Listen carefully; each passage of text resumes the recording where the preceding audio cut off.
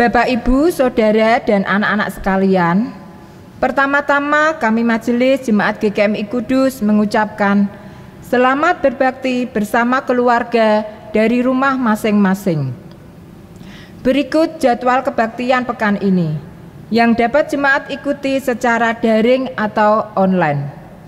Kebaktian umum pada Minggu 3 Januari 2021 pukul 9 dengan tema Mensyukuri Berkat Allah. Pelayan firman oleh Pendeta Erik Sudarma. Demikian warta yang kami sampaikan. Kami atas nama Majelis Jemaat GKMI Kudus mengucapkan selamat mengakhiri tahun 2020 dan selamat menyambut tahun yang baru 2021. Selamat beribadah dan Tuhan memberkati. Saudaraku, tidak terasa hari ini kita telah sampai di penghujung tahun 2020. Marilah kita menutup tahun ini dengan rasa syukur dan pujian kepada Tuhan. Kita awali kebaktian kita dengan bangkit berdiri dan mengidungkan masuk gerbangnya bersyukur.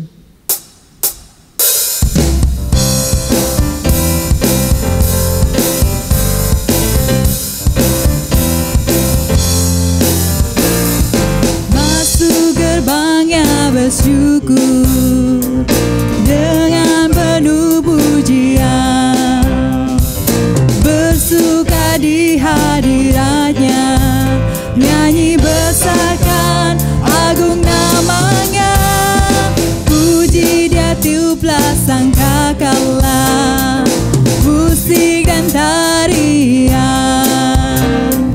semua makhluk di bumi di surga dengan senap hati angkat pujian, sebab Tuhan baik, sebab Tuhan baik, sebab Tuhan baik, anugerahnya kekal selamanya, sebab Tuhan baik,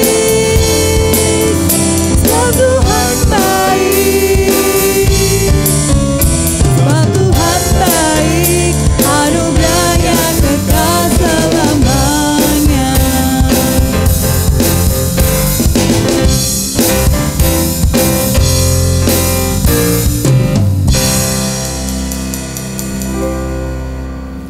Kebaktian tutup tahun 2020 ini kita alaskan dengan pengakuan bahwa pertolongan kita datangnya dari Allah, Sang Pencipta langit dan bumi, yang dengan kasih dan setianya terus memelihara ciptaannya. Kiranya anugerah dan damai sejahtera dari Allah Bapa, Putra dan Roh Kudus atas saudara sekalian. Amin.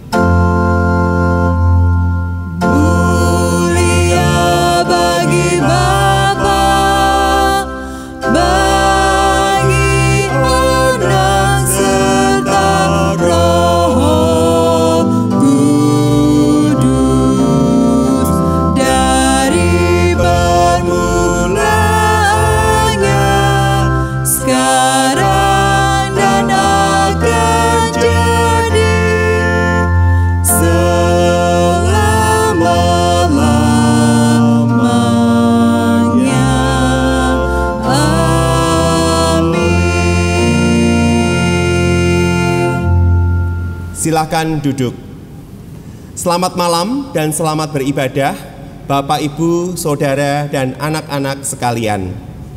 Malam ini bersama dengan seluruh penduduk dunia, kita akan mengakhiri tahun 2020 dan memasuki tahun 2021. Karena itu, mewakili tim Gembala Jemaat dan Majelis Jemaat GKMI Kudus, saya mengucapkan selamat mengakhiri tahun 2020 dan menyongsong tahun 2021. Tema kita dalam kebaktian tutup tahun ini adalah mengamini hidup dengan iman. Melalui tema ini kita diajak untuk mengaminkan dan mensyukuri karya pemeliharaan Tuhan di sepanjang tahun 2020, sekaligus untuk menyongsong tahun 2021 dengan meyakini pimpinan, pertolongan, dan penyertaan Tuhan atas kita umat-Nya. Mari kita bangkit berdiri untuk memberikan salam damai dengan salam Sunda. Salam damai.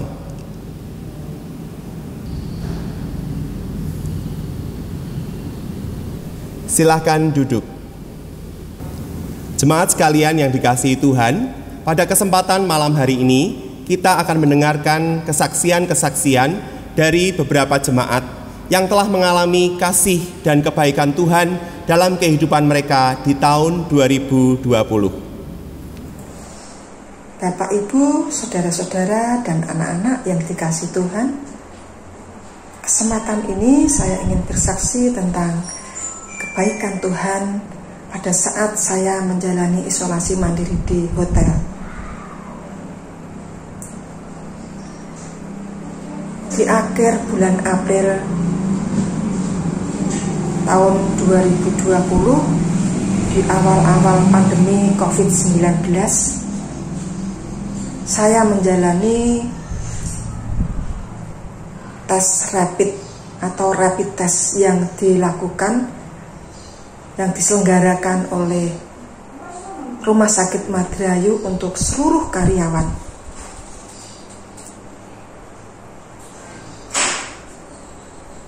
Dan ternyata hasil saya adalah positif reaktif. Saya sangat terkejut. Saya sangat sedih. Lalu saya memberitahukan hasil tersebut kepada keluarga saya.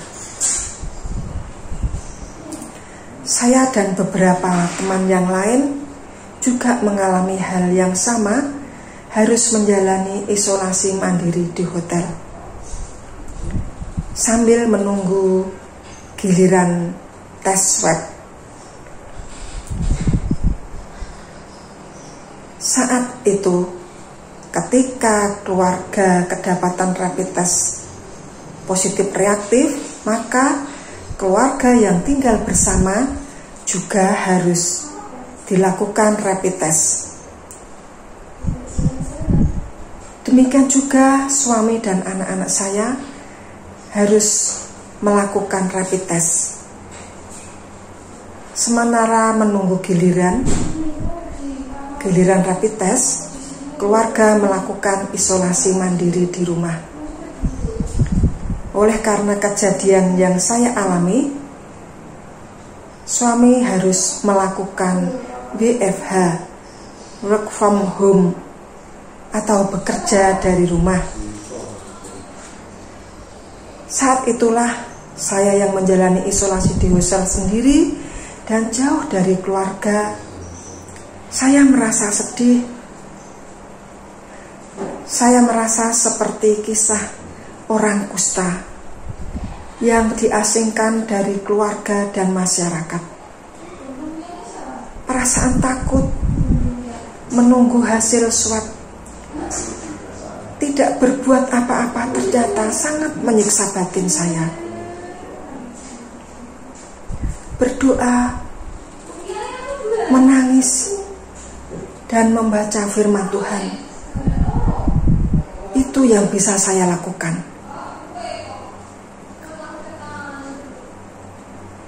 Dari pengalaman ini saya belajar untuk menyerahkan semua itu kepada Tuhan. Setiap sore saya dan keluarga melakukan video call. Kami bersama-sama memuji Tuhan, membaca firman Tuhan, berdoa, memohon pertolongan Tuhan. Kami belajar untuk saling menguatkan. Demikian juga perhatian dari tim gembala jemaat dan teman-teman sepelayanan. Itu juga yang menguatkan saya. Tiba giliran bagi keluarga saya untuk melakukan rapid test. Saya berdoa kepada Tuhan supaya mereka semua hasilnya baik. Dan sungguh Saya bersyukur karena Tuhan menjawab doa kami. Hasil rapid test keluarga saya semua baik. Beberapa waktu kemudian hasil swab saya pun keluar. Puji Tuhan, hasilnya juga negatif. Setelah kurang lebih 12 hari saya menjalani isolasi, saya boleh keluar, bisa kembali berkumpul dengan keluarga dan teman-teman. Saya sangat bersuka cita. Tuhan sungguh baik di dalam kehidupan kami.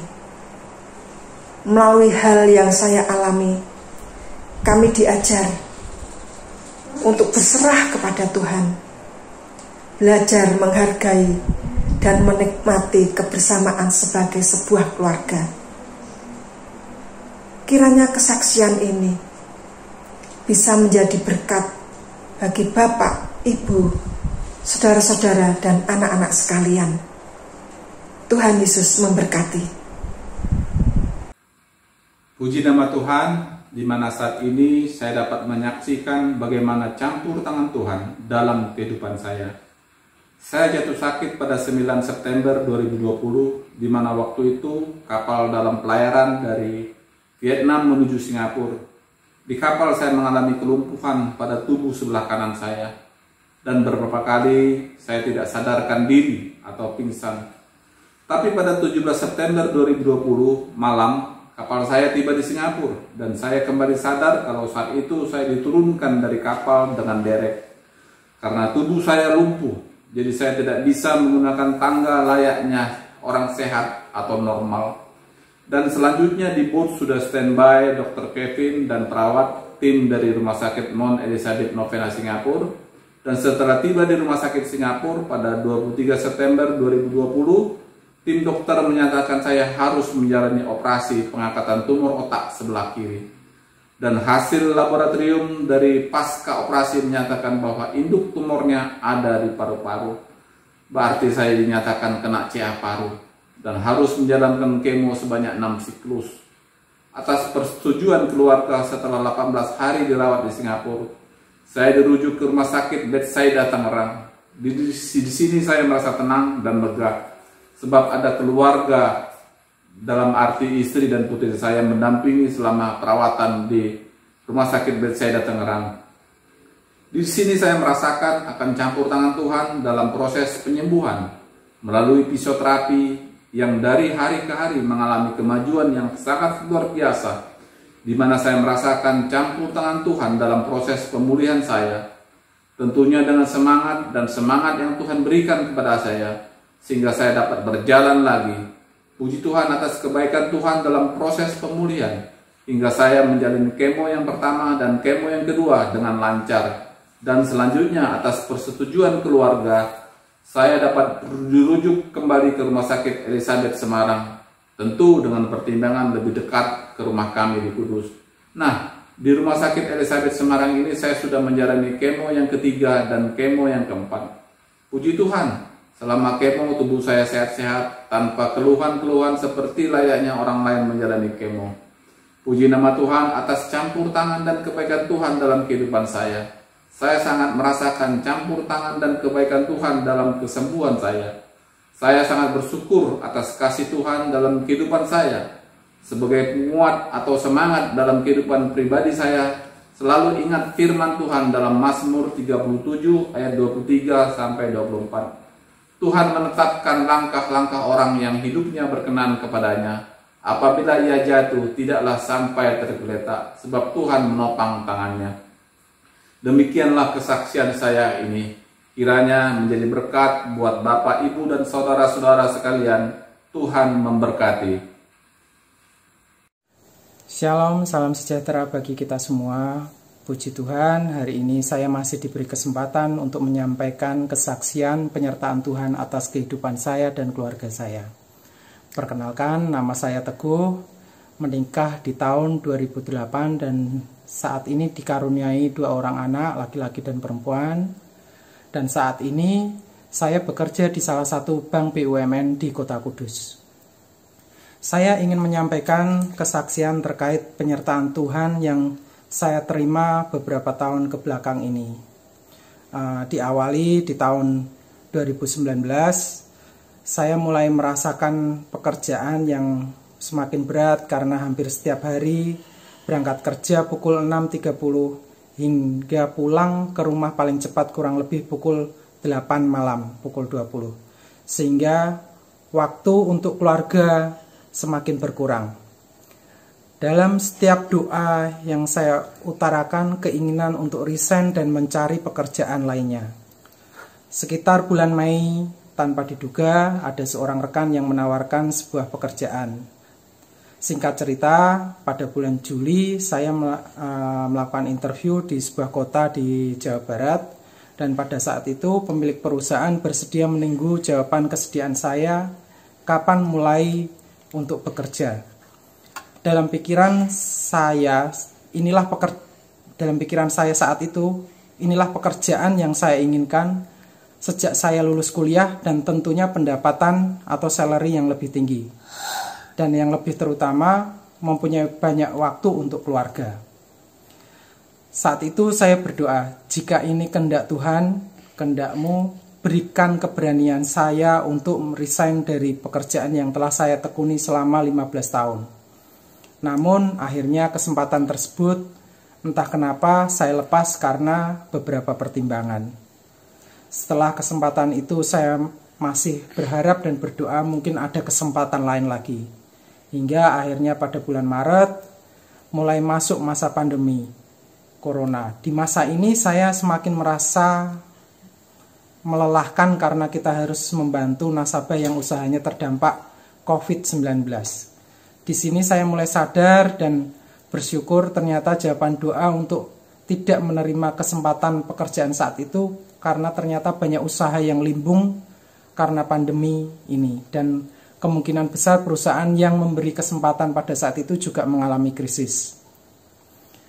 Di masa pandemi ini, kami sekeluarga juga mengalami peristiwa yang membuat kami berduka ketika pada bulan Juli, hari Selasa tanpa diduga, papa dari istri saya yang kita panggil Eyang Papa menghadap hadirat Bapa di surga, dikarenakan penyakit diabetes yang diderita selama ini. Kami semua terpukul karena beliau sejak masuk UGD hingga mengembuskan nafas terakhirnya hanya dalam hitungan jam.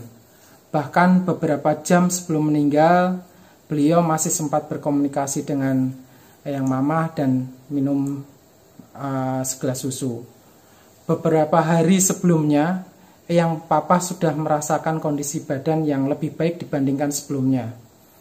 Pada hari Senin pagi pun, beliau masih sempat mengendarai mobil untuk memenuhi keinginan beliau untuk makan di Makhol karena selama ini beliau merasa takut untuk makan di luar rumah, dan masih sempat pula untuk mengaturkan persembahan terakhir ke gereja dan mengungkapkan kerinduan untuk beribadah di gereja. Pada saat pemakaman kami sangat terbantu dengan hamba-hamba Tuhan yang meluangkan waktu membantu kami mengantarkan Eyang Papa ke peristirahatan terakhir.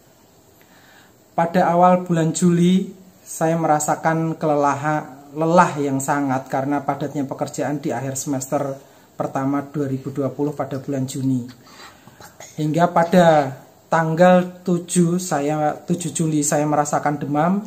Saya pikir sakit biasa dan dokter hanya minta untuk istirahat sampai tanggal 10. Dikarenakan tanggal 9 saya merasa lebih baik, tanggal 10 saya masuk kerja. Namun pada tanggal 11 terasa demam lagi. Akhirnya ke dokter lagi, disarankan untuk istirahat. Tanggal 12, tanggal 13 saya merasakan keringat dingin dan mual. Sampai akhirnya pada tanggal 13 malam saya bilang ke istri saya, besok pagi tolong antar saya untuk opnam di Mardi Rahayu. Pagi sekitar pukul 5 tanggal 14 saya ke UGD Mardi Rahayu, namun ditolak karena pada saat itu penuh dengan pasien COVID. Akhirnya saya pulang dan bilang ke istri saya, ya wis lah, Kalau nanti sampai tidak kuat, nanti sore kita ke rumah sakit Aisyah. Istri saya sendiri juga sempat menanyakan ke orang tua teman anak-anak yang jaga di UGD, apabila sepi tolong dikabari.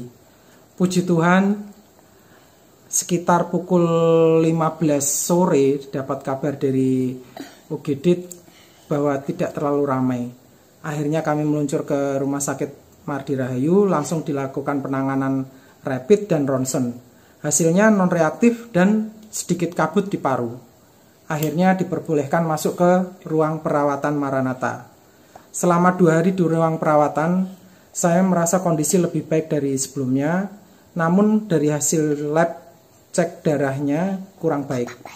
Saya mulai merasa yakin, wah saya kena COVID ini. Akhirnya saya minta dilakukan swab. Dan Kamis malam saya dipindahkan ruang isolasi Kana. Hari Jumat dan Sabtu dilakukan swab.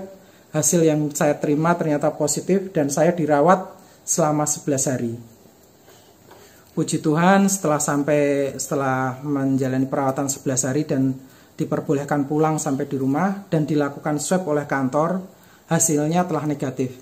Total saya istirahat karena COVID selama 21 hari. Di sini saya bersyukur atas penyertaan Tuhan, atas diri saya dan keluarga saya, karena Tuhan telah mendengar doa saya, meskipun untuk menyelami rencana Tuhan tidaklah mudah karena tidak seperti yang saya pikirkan. Dari ketika melewatkan kesempatan pekerjaan lain hingga terakhir saya terkena COVID agar saya istirahat dari rutinitas. Demikian kesaksian saya, sampaikan jangan pernah putus asa dan menyerah ketika doa kita belum dikabulkan. Karena Tuhan pasti mempunyai rencana yang lebih indah dan harus yakin dan mengimani Tuhan pasti memberikan yang terbaik. Tetap semangat, jaga kesehatan, Tuhan memberkati. Amin. Mari kita naikkan pujian Allah Kuasa.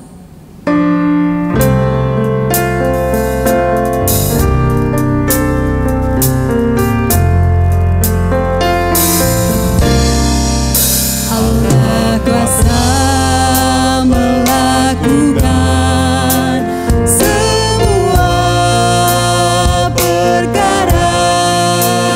Allahku Maha Kuasa. Dia ciptakan seisi dunia, atur segala masa. Allahku Maha Kuasa.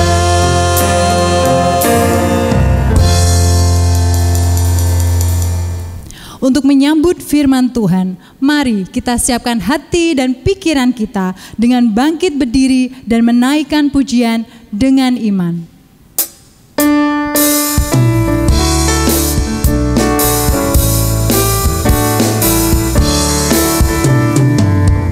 Dengan imanku ku hadapi semua. Dengan imanku semua berlalu. Gunung-gunung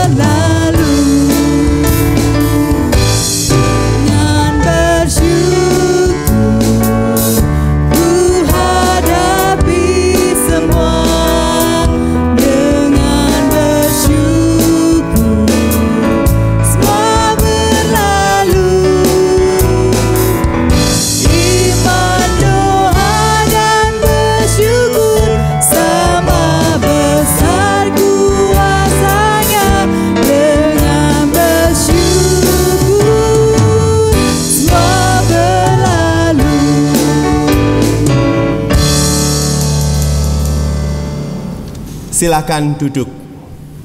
Mari kita bersatu di dalam doa, memohon pertolongan Roh Kudus agar kita diberikan hikmat dan pengertian akan firman-Nya.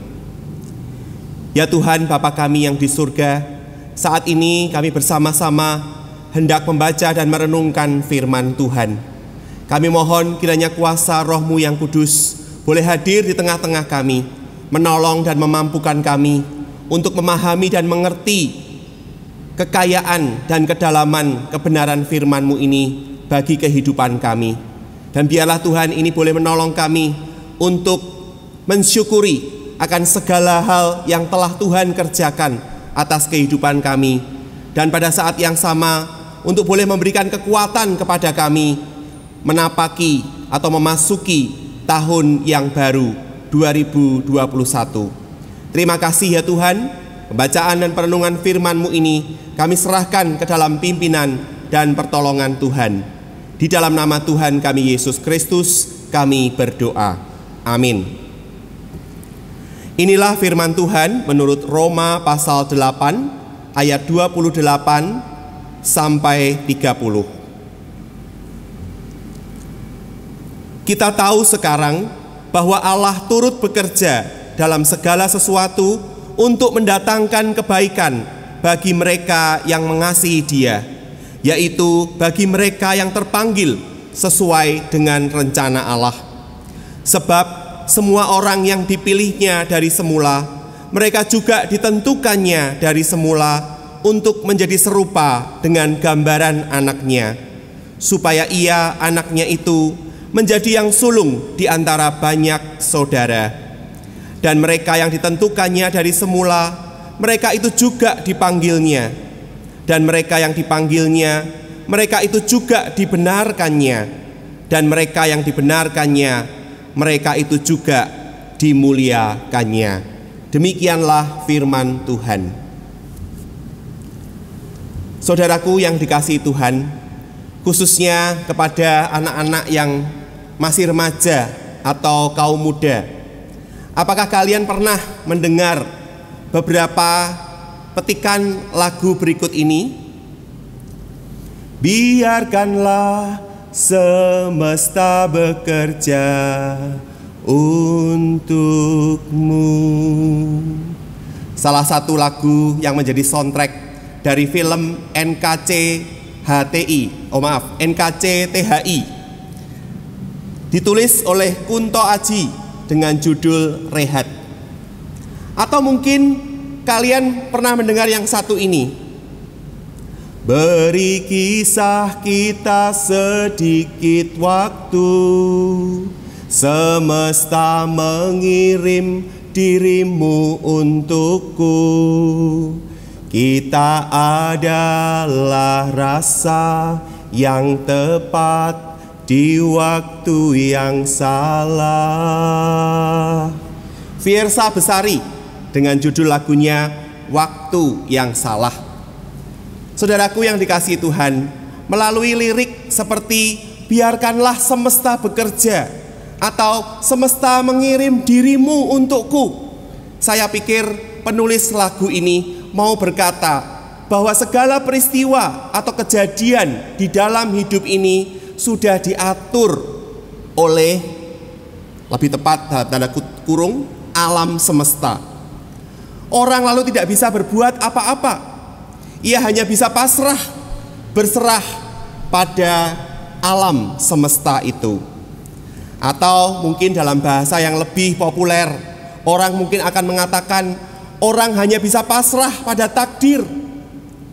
Atau kalau di antara kita ada juga yang tidak percaya dengan gagasan takdir, kita mungkin bisa berkata, oh itu terjadinya kebetulan. Benarkah semuanya ini? Ataukah sebetulnya yang dimaksud dengan semesta adalah seorang pribadi yang oleh kita, orang-orang Kristen, kita sebut sebagai Allah? Kalau seseorang tidak percaya dengan adanya Tuhan, mereka akan memiliki pola pikir bahwa semua kejadian di dunia ini terjadi secara kebetulan, menurut takdir. sebagaimana diyakini oleh orang-orang yang menyembah berhala. Dan bahkan di zaman kuno, orang-orang yang skeptis, mereka mempertanyakan, apa benar Allah itu punya kendali atas berbagai peristiwa di dalam kehidupan ini? Khususnya mereka mempertanyakan kesanggupan Allah untuk memunculkan hasil-hasil yang baik dari situasi-situasi yang buruk.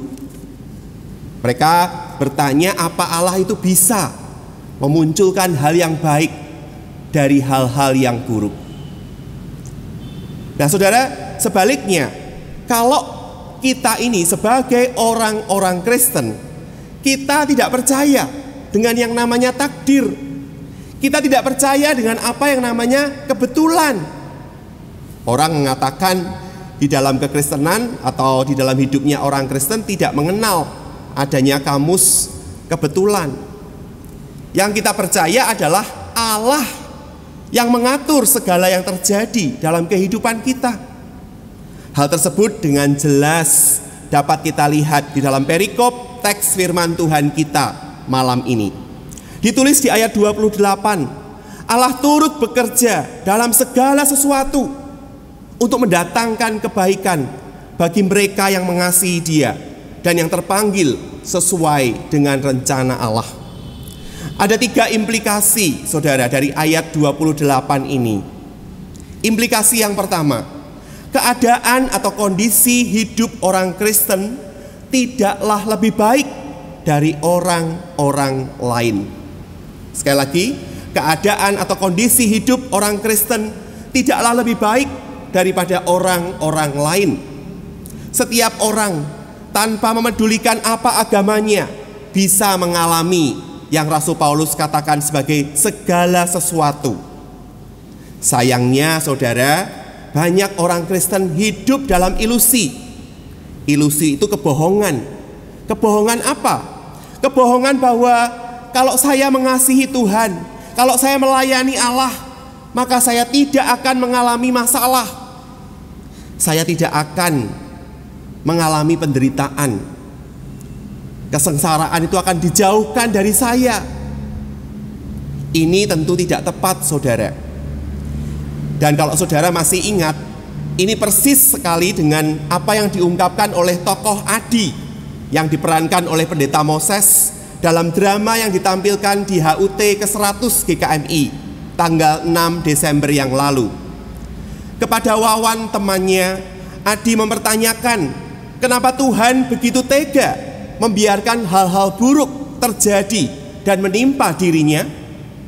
Padahal Adi sudah giat dan tekun melayani Tuhan.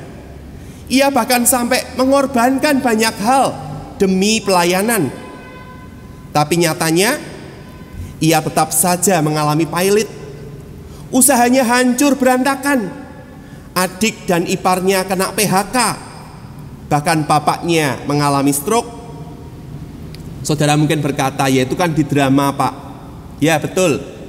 Tapi coba saudara renungkan, bukankah yang namanya drama atau sinetron ya, itu bahkan kejadian-kejadian di dalam kisah atau sinetron itu sangat dekat, sangat real, sesuai dengan kondisi keadaan asli yang dihadapi oleh manusia hari-hari ini.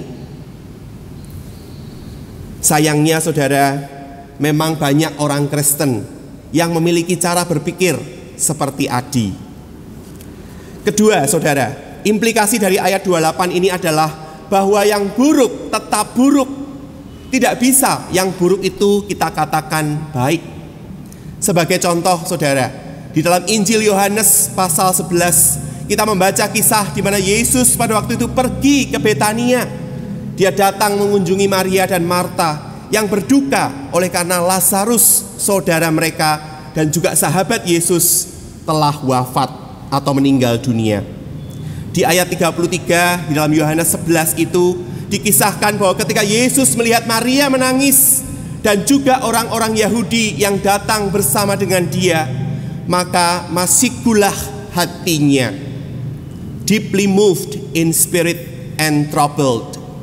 Lalu muncul ayat 35 menulis, maka menangislah Yesus. Mengapa Yesus menangis, saudara? Mengapa Yesus troubled, merasa ada yang tidak nyaman, gundah di dalam hatinya? Jelas di satu sisi ia sangat bersedih karena kehilangan seorang sahabat, yaitu Lazarus, orang yang ia kasihi. Tetapi pada saat yang sama, sebetulnya dalam hati Yesus, Yesus tidak terima, Yesus ngondok, Yesus marah, gundah. Oleh karena apa?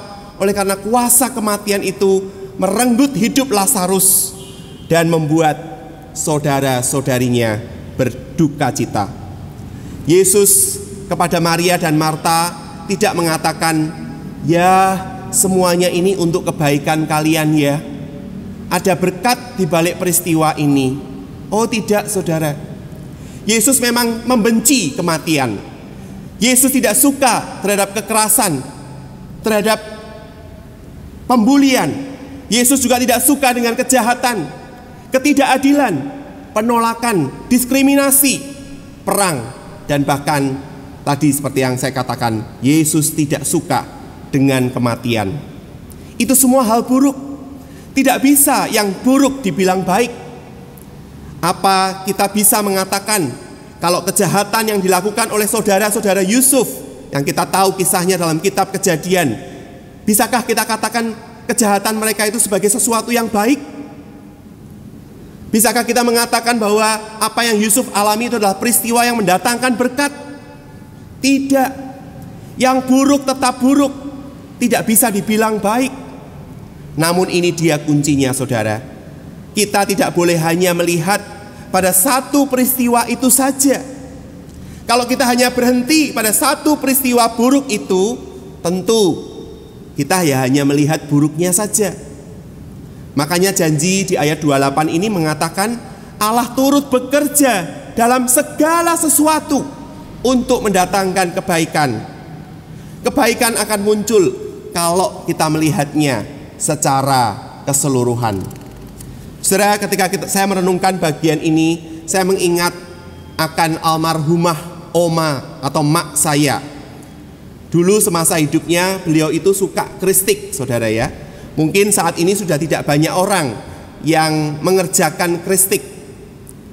Yang saya tahu ada satu oma, yaitu Oma Tio Lanwa, yang dirawat atau tinggal di pondok lansia.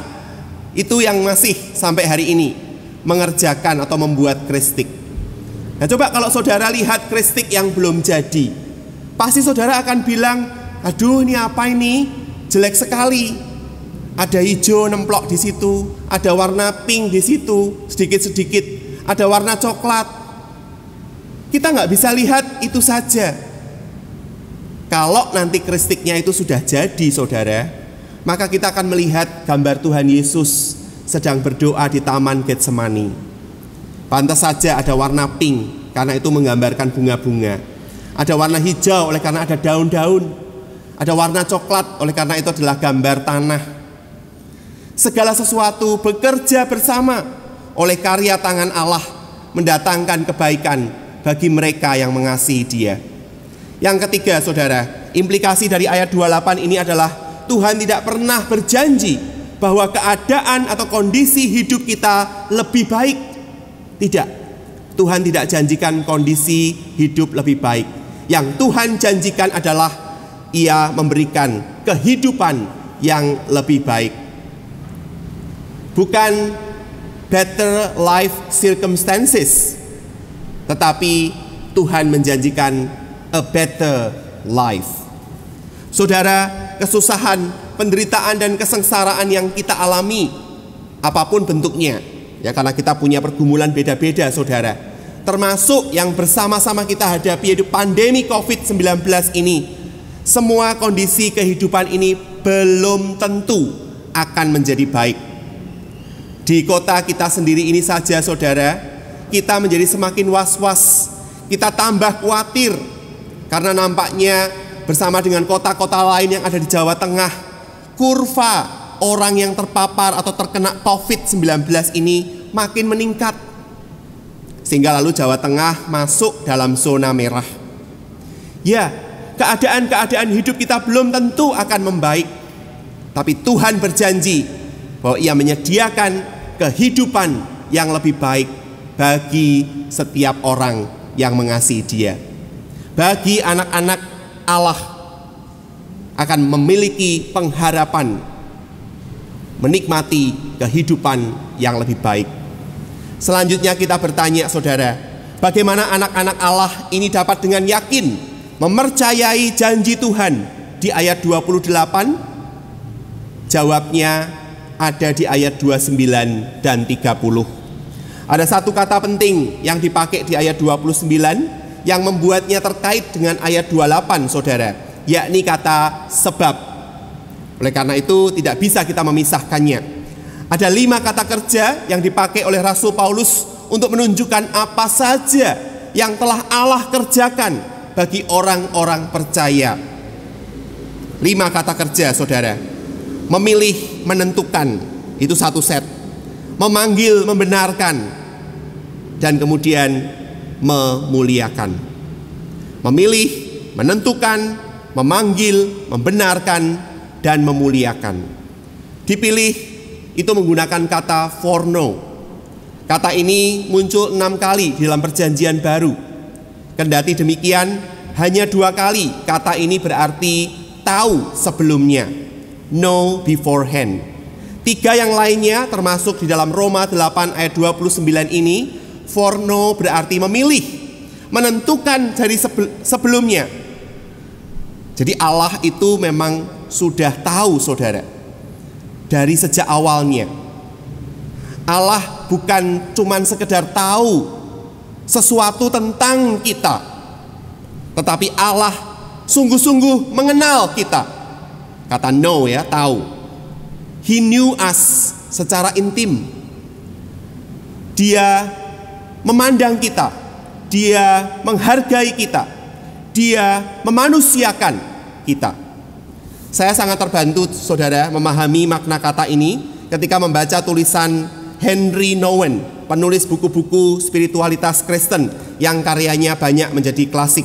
Dalam salah satu buku yang saya suka, Nouwen menulis demikian: ketika aku tahu kalau aku dipilih, aku sadar bahwa aku telah dipandang sebagai pribadi yang istimewa.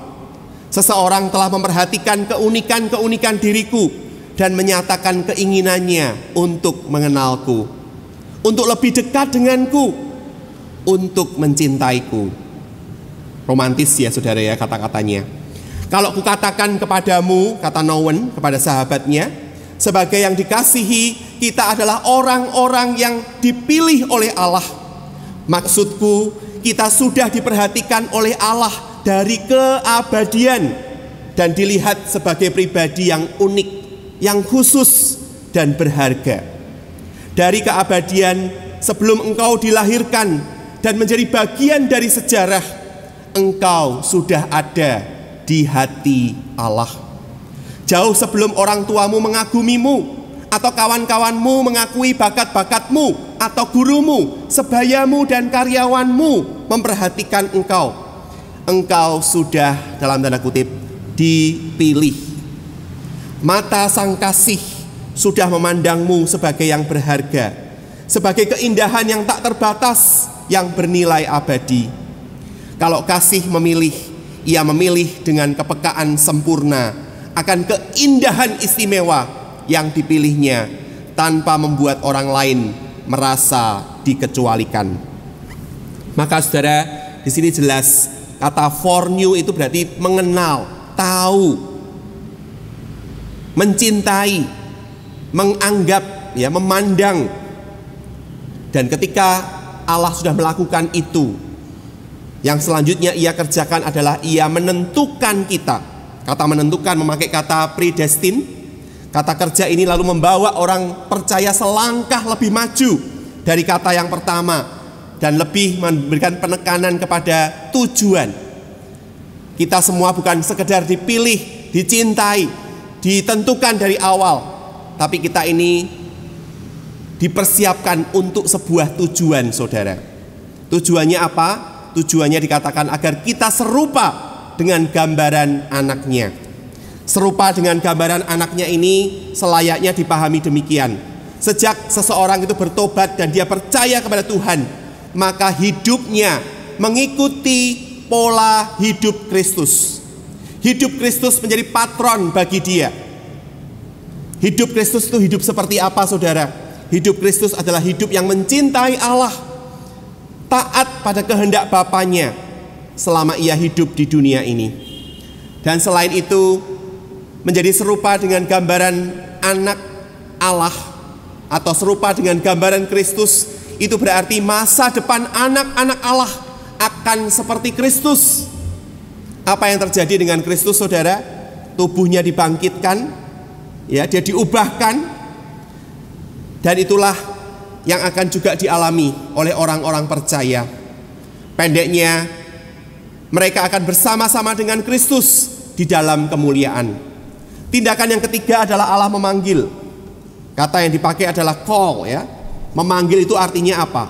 Memanggil itu artinya mengundang orang-orang percaya untuk masuk dalam sebuah relasi dengan Allah. Dan supaya panggilan itu menjadi efektif, maka anak-anak Allah ini juga dibenarkan. Apa artinya dibenarkan, saudara? Dibenarkan itu artinya mengalami atau menjalani rekonsiliasi. Manusia oleh karena jatuh dalam dosa, hidupnya terpisah dari Allah, hidup menjadi musuhnya Allah. Tetapi oleh karena karya Kristus, maka manusia ini dibenarkan. Ia mengalami rekonsiliasi, berbaikan kembali, berelasi dengan benar dengan Allah. Dan karena itu, saudara, kita pun dapat meyakini bahwa sebagai orang-orang percaya, kita memperoleh pengharapan yang pasti akan kemuliaan di masa yang akan datang. Jadi saudara, ini semua gambarannya sangat lengkap, ya. Kita diselamatkan, kita ditebus oleh karya kematian Kristus, kemudian kita dibenarkan, mengalami rekonsiliasi dengan Allah, berdamai dengan Allah di masa sekarang, dan kemudian kita nanti juga akan dimuliakan di masa depan. Masa lalu, masa kini, masa depan. Akhirnya Rasul Paulus menyimpulkan dengan kata kerja memuliakan. Ini luar biasa, saudara. Kalau di Alkitab kita sering mendengar bahwa manusia atau makhluk ciptaan lain yang memuliakan Allah, maka di sini Allah lah yang memuliakan manusia. Allah memuliakan umat pilihannya. Menariknya, saudara, semua kata-kata kerja yang ditulis di dalam ayat 29 dan 30 ini menggunakan kata kerja dalam bentuk lampau atau past tense. Padahal seperti tadi saya katakan, saudara, pemuliaan itu belum terjadi. Glorification itu akan terjadi di masa depan. Belum terjadi peristiwanya saat ini, tetapi sudah ditulis dalam bentuk past tense. Ya, memang bagi anak-anak Allah hal itu belum terjadi. Namun bagi Allah semuanya itu sudah masuk di dalam rancangannya. Allah menjamin hal itu bagi mereka yang sungguh-sungguh mengasihi Dia. Allah menjadikan hal itu sebagai sesuatu yang sudah fix, sudah pasti, tidak bisa diubah. Saudaraku yang dikasihi Tuhan, tema khotbah dalam kebaktian tutup tahun ini adalah mengamini hidup dengan iman. Arti kata amin itu adalah mengiyakan, menyetujui, membenarkan. Nah, saudaraku, kalau demikian, ketika saudara dan saya di malam tutup tahun ini, kita kembali melihat dan merenungkan perjalanan hidup kita di tahun 2020. Apakah saudara dan saya, kita bisa mengiyakan? Apakah kita bisa setuju dengan apa yang sudah dinyatakan di dalam firman, khususnya di dalam Roma 8 ayat 28, bahwa Allah turut bekerja dalam segala sesuatu, mendatangkan kebaikan bagi setiap orang yang mengasihi Dia? Apakah kita bisa mengatakan amin atas janji Allah di ayat 28 ini? Dan sebelum beberapa jam ke depan kita menapakkan kaki memasuki tahun 2021, meninggalkan tahun 2020, bisakah juga kita mengaminkan janji Tuhan di ayat 28? Amin dalam hal ini bukan berarti menyetujui, saudara, ya, tetapi lebih kepada memohon, mengharapkan. Oleh karena itu, setiap di akhir doa kita selalu mengatakan amin. Apa artinya? Artinya kita mengharapkan, kita meminta kepada Tuhan supaya apa yang diminta di dalam doa itu dikabulkan oleh Tuhan. Memasuki tahun 2021 dengan segala tanda tanya dan ketidakpastian yang ada, mari kita belajar untuk tetap mengaminkan janji Allah itu dengan iman. Mari kita tetap setia, kita tetap percaya, teguh hati dan batin, mencintai Allah dengan taat mengikuti kehendak-Nya. Selamat meninggalkan tahun 2020 dan menyongsong tahun 2021. Amin.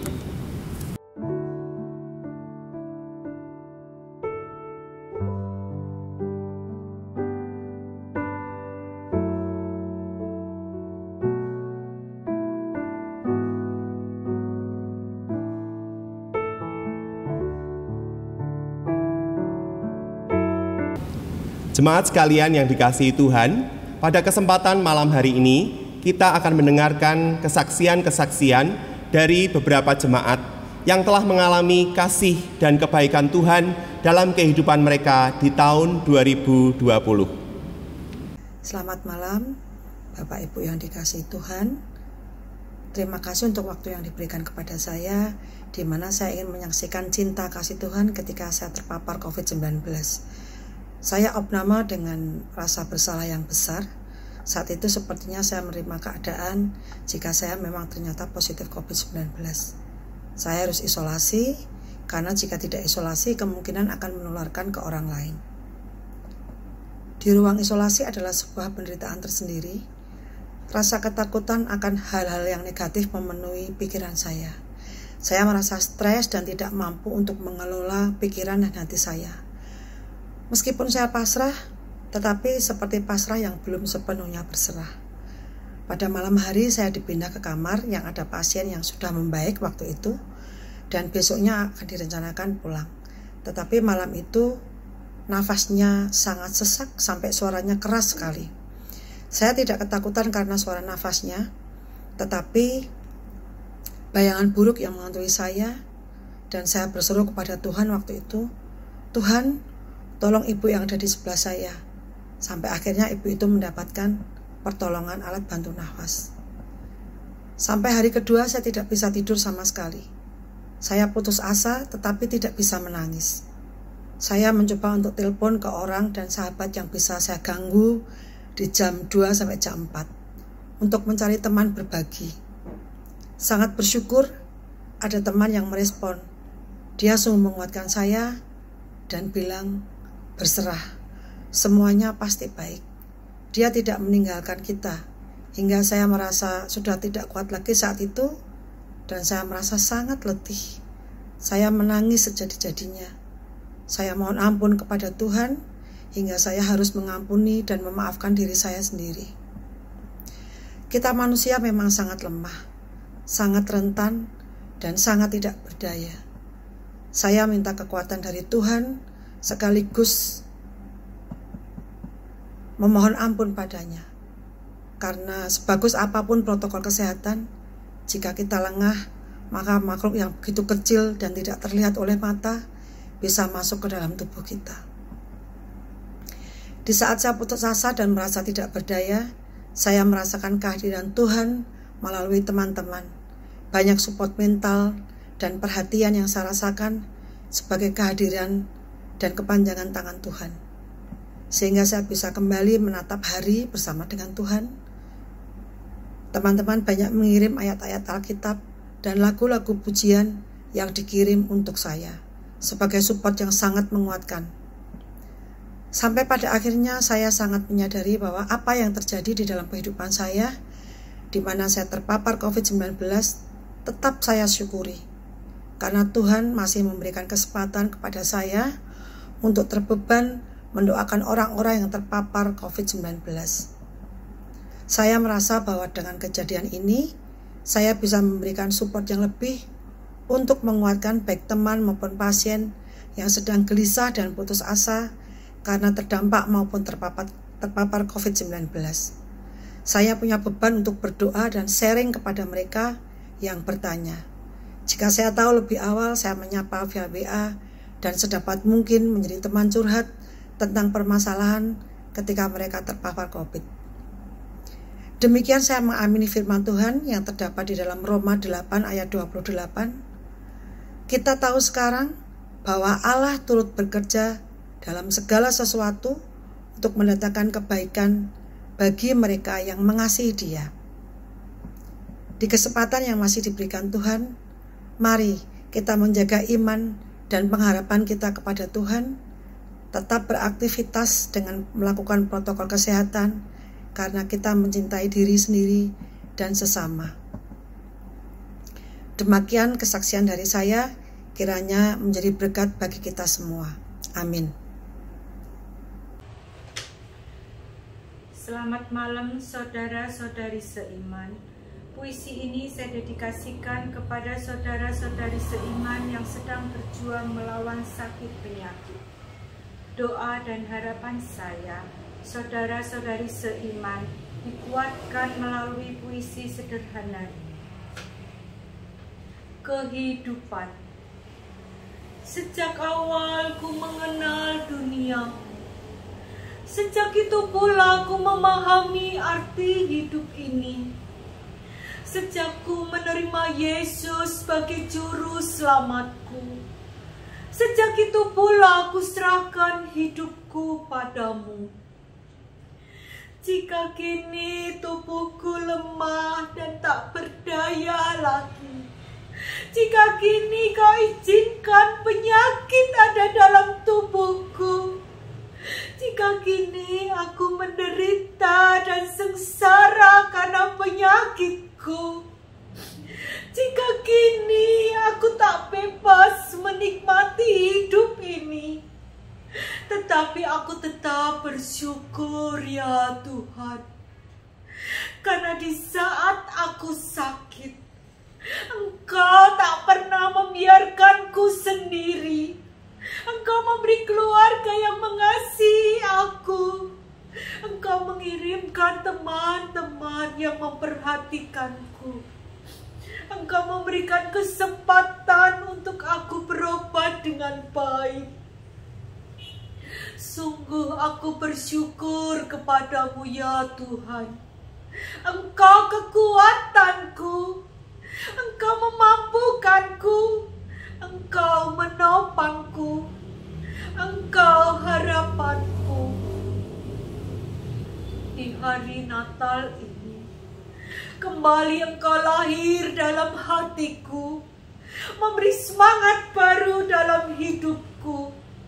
Aku akan terus berjuang melawan penyakitku. Bersama Engkau, aku pasti bisa. Amin. Mari kita naikkan pujian Allah Kuasa.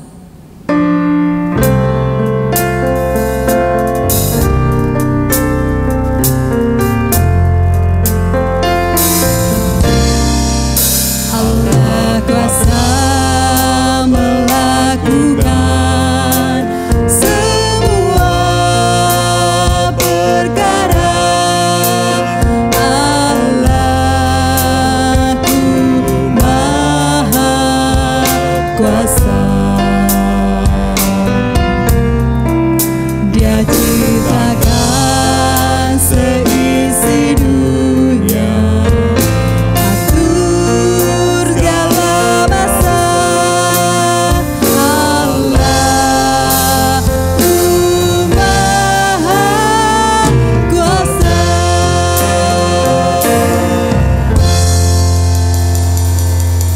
Sebelum kita menaikkan doa syukur kita, mari kita kidungkan pujian Bapa Surgawi.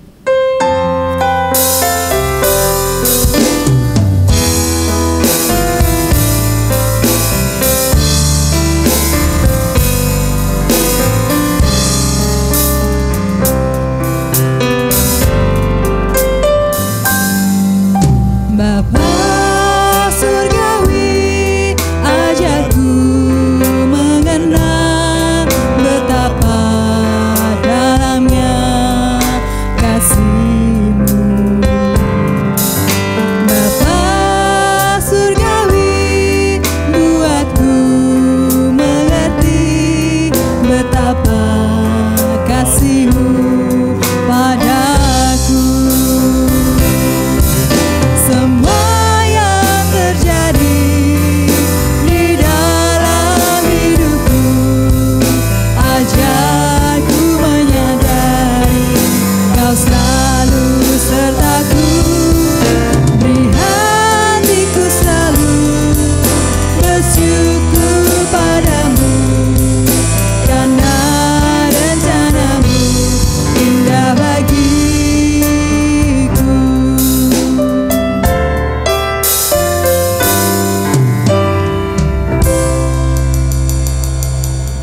Mari kita masuk di dalam doa.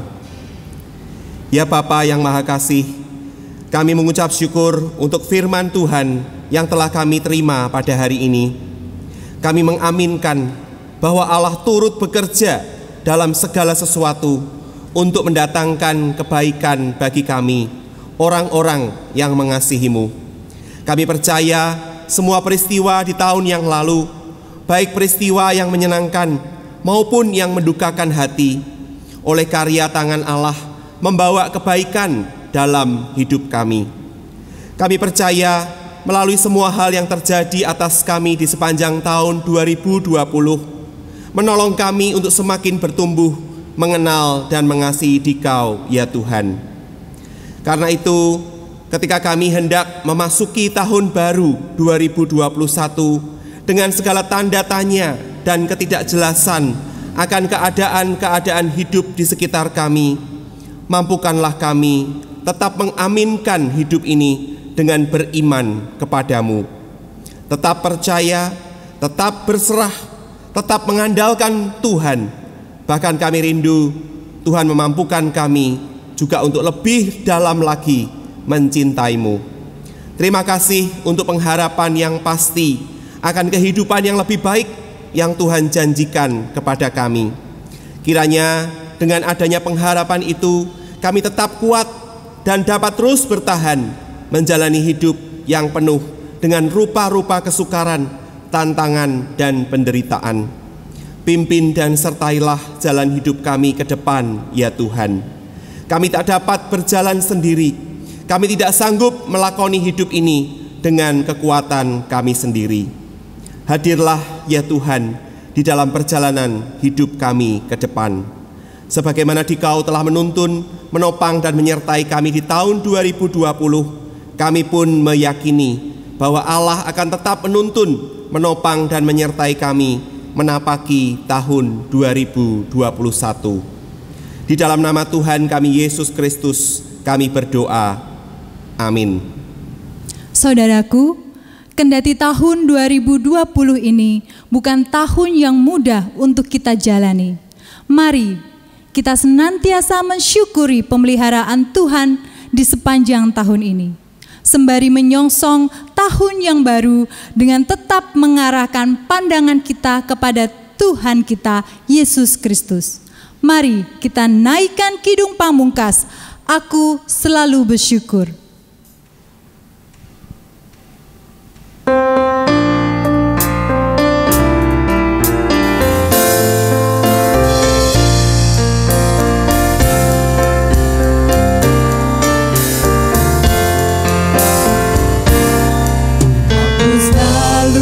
Bersyukur kepadamu Yesusku, dengan segenap hatiku ku memuliakan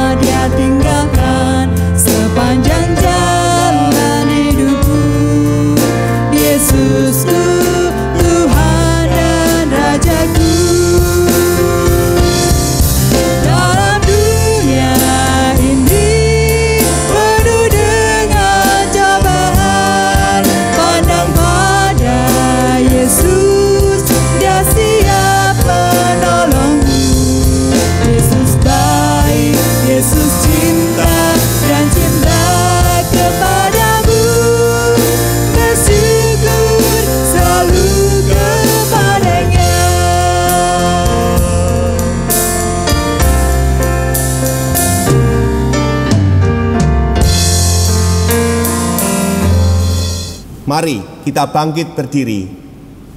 Saudaraku, arahkanlah hatimu kepada Tuhan dan terimalah berkat-Nya. Semoga Allah sumber pengharapan memenuhi kita dengan segala sukacita dan damai sejahtera dalam iman kita, supaya oleh kekuatan Roh Kudus kita berlimpah-limpah dalam pengharapan.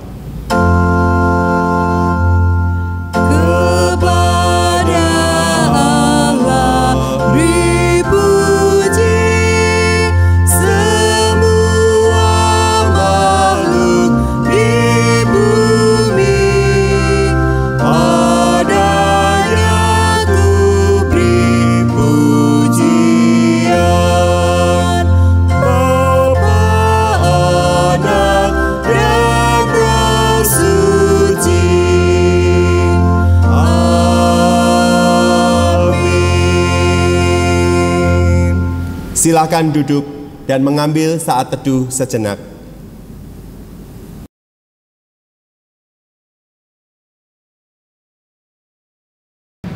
Jemaat yang hadir di ruang kebaktian ini dapat menyerahkan persembahan dengan memasukkan ke dalam kotak persembahan yang telah disediakan. Bagi jemaat yang beribadah dari rumah dapat menyerahkan persembahannya seperti biasanya. Terima kasih.